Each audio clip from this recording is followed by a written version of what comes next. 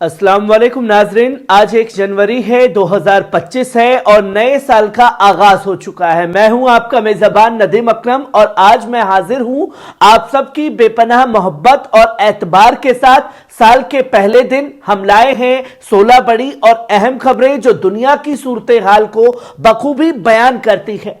चलिए नजर डालते हैं आज की हेडलाइंस पर, जहां हम बात करेंगे सऊदी अरब का सख्त कदम, 2024 में 330 अफराद को फांसी और इंसानी हुकूक पर सवाल।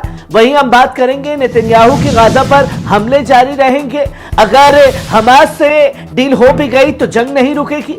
वहीं हम बात करेंगे यमन के ऐलान की, जहां दुनिया इजराइल के तशद्दुद को रोके वरना हमारे हमले रुकने वाले नहीं है।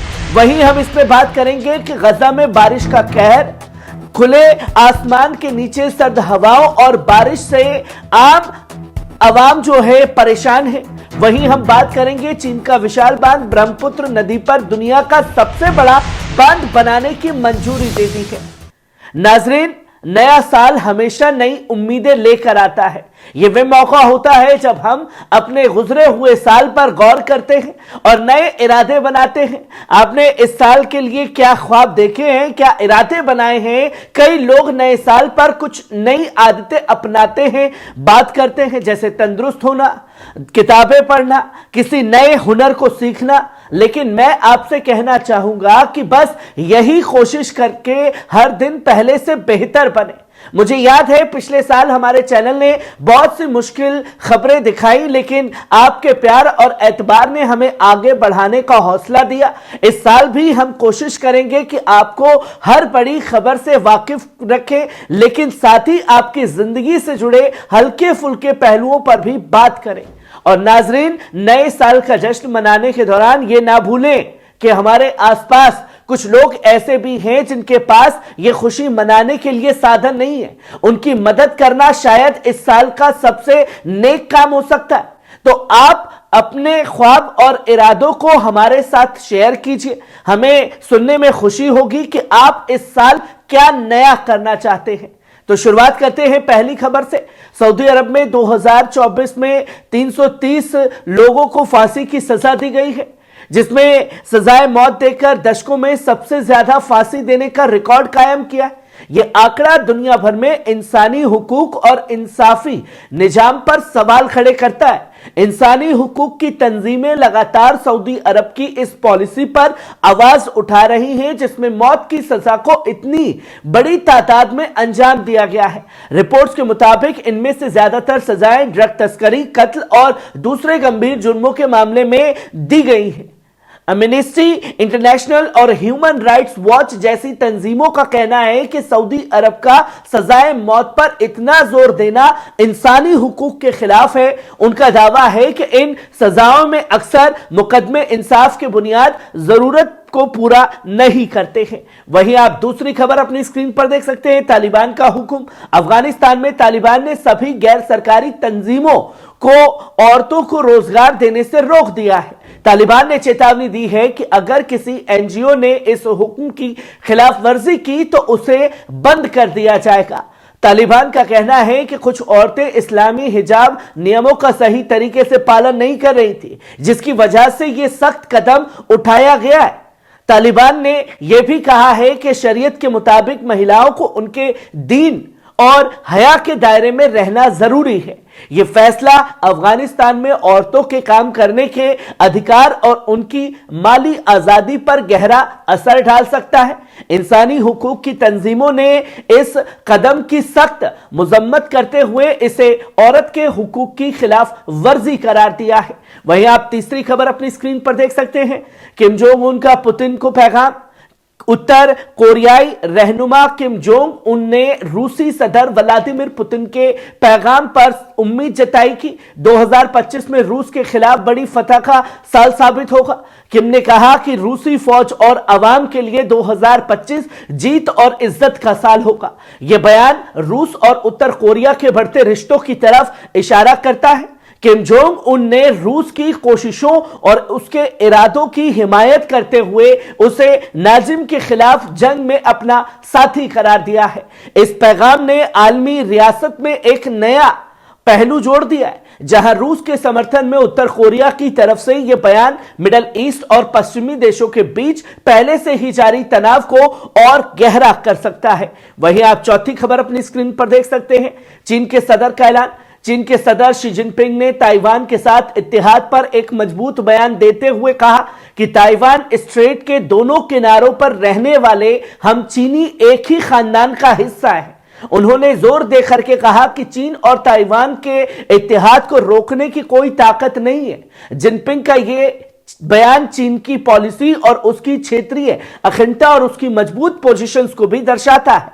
यह बयान उस वक्त आया है जब ताइवान और पश्चिम ताकतों के साथ चीन का तनाव बढ़ रहा है। शी जिनपिंग ने यह भी कहा कि चीन हमेशा से इत्तेहाद और इंसाफ पर यकीन रखता है, लेकिन अपनी अखंडता के खिलाफ किसी भी साजिश को बर्दाश्त नहीं करेगा। वहीं आप पांचवी खबर अपनी स्क्रीन पर देख सकते हैं। नेतन्याहू का ऐलान। इजरायली वजीर आजम बेंजामिन नेतन्याहू ने कहा है कि इजरायली फौज गजा पर हमले जारी रखेगी, चाहे हमास के साथ कोई मुआहदा बने या ना बने। नेतन्याहू ने साफ कर दिया है कि गजा के खिलाफ हमारी कार्रवाई तब तक रुकेगी नहीं जब तक इजराइल की सुरक्षा मुकम्मल तौर पर यकीनी नहीं हो जाती।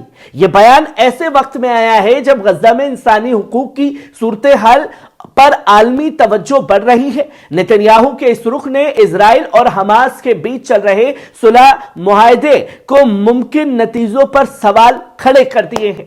वहीं आप छठी खबर अपनी स्क्रीन पर देख सकते हैं। चीन का बड़ा कदम। चीन ने ब्रह्मपुत्र नदी पर दुनिया का सबसे बड़ा बांध बनाने की योजना को मंजूरी दे दी है। यह बांध भारत की सरहद के करीब तिब्बत में बनाया जाएगा, जिसकी कुल लागत 137 अरब डॉलर बताई जा रही है। यह परियोजना न केवल अपनी विशालता के लिए बल्कि भारत चीन के बीच संभावित तनाव को बढ़ाने के लिए भी अहम मानी जा रही है। भारत में इस परियोजना को लेकर चिंता जताई जा रही है क्योंकि यह नदी भारत के पूर्वोत्तर इलाके के लिए जीवन रेखा मानी जाती है।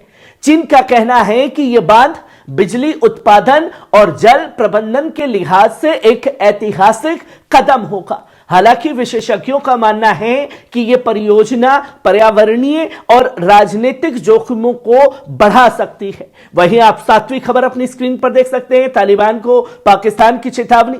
अफगानिस्तान की तालिबान हुकूमत ने पाकिस्तान को सख्त चेतावनी दी है कि अगर पाकिस्तान ने तशद्दुद को बढ़ाया तो उसका जवाब सोचा समझा और माकूल होगा। तालिबान के सियासी दफ्तर के सरबराह मोहम्मद सुहेल शाहीन ने कहा कि उनकी तरफ से तनाव बढ़ने की कोई मंशा नहीं है, लेकिन अगर पाकिस्तान ने दखलंदाजी जारी रखी तो इसका अंजाम भुगतना होगा। पिछले हफ्ते तालिबान ने पाकिस्तान के फौजी ठिकानों पर हमले किए थे। तालिबान ने ऐलान किया कि ये हमले पाकिस्तान की अफगानिस्तान पर जानलेवा हवाई हमलों के जवाब में किए गए हैं। अफगान मीडिया रिपोर्ट्स के मुताबिक हमलों में 19 पाकिस्तानी फौजी हलाक हुए, जबकि पाकिस्तानी हवाई हमलों में 50 से ज्यादा अफराद मारे गए थे, जिनमें आम नागरिक भी शामिल थे।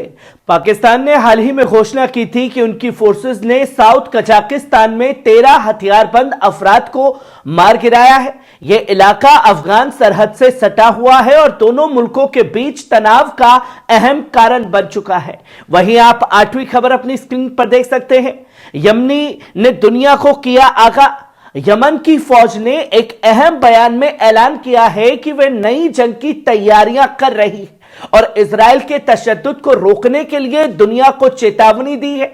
यमनी फौज के एक वरिष्ठ अधिकारी ने अलमायदीन को यह बताया कि यमन गजा की हिमायत से कभी पीछे नहीं हटेगा और दुनिया को चाहिए कि वे इजरायली हमलों को रोके, ना कि यमन को।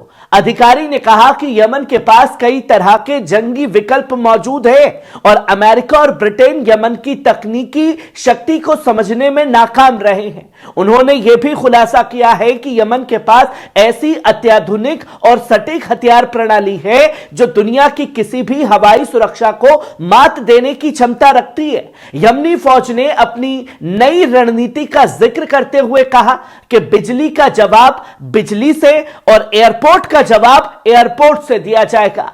अधिकारी ने यह बताया कि यमन की हाइपरसोनिक मिसाइलों के साथ साथ जुल्फिकार बैलिस्टिक मिसाइलें भी कब्जे वाले याफा तक पहुंच रही हैं और इन पर कोई रोक नहीं लगा सकता। वहीं आप 9वीं खबर अपनी स्क्रीन पर देख सकते हैं। सना पर अमेरिका ब्रिटिश का हमला। यमन की राजधानी सना पर अमेरिकी और ब्रिटिश अफवाज ने मंगलवार को ताबड़तोड़ हवाई हमले जारी रखे। अलमायदीन के मुताबिक ये हमले सना के उत्तर पश्चिमी स्थिति में गार्डन और बाब ए मंदाब यमन के इलाके की मिलिट्री ठिकानों पर किए गए। रिपोर्ट्स के अनुसार इन हमलों में गार्डन, जो पहली आर्म डिवीजन है, हेडक्वार्टर था, उसको निशाना बनाया गया। इसके अलावा बाब मंदाब में डिफेंस मंत्रालय और सैन्य दफ्तरों पर 8 हवाई हमले किए गए। साथ ही अल नहजा इलाके में भी मिलिट्री इंडस्ट्रियल कॉम्प्लेक्स को निशाना बनाया गया, उस पर भी हमला किया गया। वहीं आप 10वीं खबर अपनी स्क्रीन पर देख सकते हैं। स्कॉटलैंड में 70% लोगों का मत। एक ताजा सर्वे के मुताबिक स्कॉटलैंड के 70% लोग मानते हैं कि ब्रिटेन की हुकूमत को इजराइल के लिए सभी मिलिट्री एक्सपर्ट लाइसेंस का फौरन पाबंदी लगानी चाहिए। यह सर्वे फाइंड आउट नाउ द्वारा 1774 स्कॉटिश में किया गया है। स्कॉटलैंड के साबिक वजीर आजम हमजा यूसुफ ने इस सर्वे के नतीजों पर कहा है कि इजराइल के हथियारों की बिक्री जारी रखना गजा में जंग के लिए मासूम औरतों बच्चों की मौत में ब्रिटेन की हमदर्दी को बेनकाब करता है। उन्होंने कहा कि यह हैरत की बात नहीं है कि ज्यादातर लोग उस हुकूमत को हथियार बेचने के खिलाफ हैं जो इंटरनेशनल क्रिमिनल कोर्ट में जंग के जुर्म और इंसानियत के खिलाफ जुर्मों के इल्जाम में वांटेड है। वहीं आप 11वीं खबर अपनी स्क्रीन पर देख सकते हैं। गजा के सेक्टर में बारिश ने पहले से परेशान हाल लोगों को मुश्किलें और बढ़ा दी है। गजा के सिविल डिफेंस ने मंगलवार को बयान दिया कि उन्हें सैकड़ों ऐसी कॉल्स मिल रही हैं जिसमें लोगों को अपनी डूबती हुई खेमों और बच्चों को बचाने की गुहार लगाई जा रही है। सिविल डिफेंस के मुताबिक कल से हमें ऐसी कई कॉल्स मिली हैं जिनके खेमे और मुनहदिम घर में बारिश के पानी से डूब चुके हैं। उन्होंने कहा कि हमारी टीम सिर्फ लोगों को उनकी खराब पनाहगाहों से निकालकर दूसरी जगह पहुंचा पा रही है जो अक्सर रहने के काबिल नहीं होती। खुले आसमान के नीचे सर्द बारिश और ठंडी हवाओं में मजबूर हो रहे हैं ये लोग। वहीं आप 12वीं खबर अपनी स्क्रीन पर देख सकते हैं। 2024 में 82,000 इजरायलियों ने अपना मुल्क छोड़ दिया। जहां अगर बात की जाए एक रिपोर्ट की तो 2024 में 82,700 इजरायली मुल्क छोड़कर भाग चुके हैं। इसमें बड़ा इजाफा देखने को मिला है। इसके बरक्स इजराइल में नए आने वाले प्रवासियों की तादाद 32,800 रही, जो 2023 के मुकाबले में 15,000 कम है। रिपोर्ट्स के मुताबिक 2024 के आखिरी तक इजराइल की कुल आबादी 10 मिलियन के करीब पहुंच गई थी, लेकिन जनसंख्या वृद्धि दर सिर्फ 1.1 रही, जो पिछले साल के मुकाबले कम है। इसका बड़ा कारण इजराइल छोड़कर जाने वालों की बड़ी संख्या है। आंकड़ों के मुताबिक 2024 में पैदा हुए 1,81,000 बच्चों में से 76% यहूदी नेताओं की ओर अरब मतदाताओं और इजराइल की कुल आबादी है। 76% यहूदी, ईसाई और बिना किसी धर्म की श्रेणी में आते हैं। 21% अरब हैं, जबकि 2.1 आबादी विदेशियों की है। वहीं आप 13वीं खबर अपनी स्क्रीन पर देख सकते हैं। इजरायली मीडिया ने यह माना है कि हिजबुल्लाह के खिलाफ उत्तर में हुई जंग के दौरान नहारिया, सफत और हाइफा के अस्पतालों में 1578 जायूनी बाशिंदे और 3,391 इजरायली फौजी भर्ती हुए हैं। इजरायली ब्रॉडकास्टिंग अथॉरिटी के मुताबिक हर महीने 1,000 इजरायली सैनिक जंग की वजह से रिहेबिलिटेशन लिस्ट में शामिल हो रहे हैं। उत्तर की बस्तियों में वापसी को लेकर जायूनी बाशिंदों में गहरी बेचैनी और शक बरकरार है। इजरायली हयूम अखबार के मुताबिक जंग खत्म हुए 5 हफ्ते हो चुके, लेकिन अब तक सिर्फ चौथाई आबादी अपने घरों को लौटी है। सरहद से सटी बस्तियों में हालात और भी संगीन हैं। उदाहरण के तौर पर मिटुला में अब तक सिर्फ 20 लोग ही वापस लौटे। वहीं लेमन और शायर यशोव जैसी बस्तियों में वापसी की दर बहुत नीचे जा चुकी है। वहीं आप 4वीं खबर अपनी स्क्रीन पर देख सकते हैं। एर्दोगन का नए साल पर पैगाम। तुर्की के सदर रसब तैयब अर्दोगान ने नए साल के मौके पर अपने वीडियो पैगाम में कहा कि तुर्की आने वाले वक्त में सीरिया में पायदार अमन, स्थिरता और माशी तरक्की के लिए हर जरूरी मदद करेगा। एर्दोगान ने इस बात पर जोर दिया कि 2024 के आखिरी हफ्तों में सीरिया में एक नई शुरुआत हुई है। तुर्की और सीरिया के बीच गहरे इंसानी और पड़ोसी रिश्ते हैं जिन्हें मजबूत किया जाएगा। उन्होंने उम्मीद जताई कि जैसे जैसे सीरिया में स्थिरता आएगी, 13 साल से बेघर शरणार्थियों की वतन वापसी आसान होगी। गजा पर बोलते हुए एर्दोगान ने कहा कि तुर्की गजा और बाकी फलस्तीनी इलाकों में जारी इजरायली कत्लेआम को खत्म करने और अमन कायम करने के लिए हर संभव कोशिश कर रहा है। उन्होंने कहा कि तुर्की ने गजा में हो रहे नाइंसाफी के खिलाफ सबसे मजबूत आवाज उठाई है और अंतर्राष्ट्रीय मंचों पर इंसानी और अदालत के मौक़िफ़ पेश किए हैं।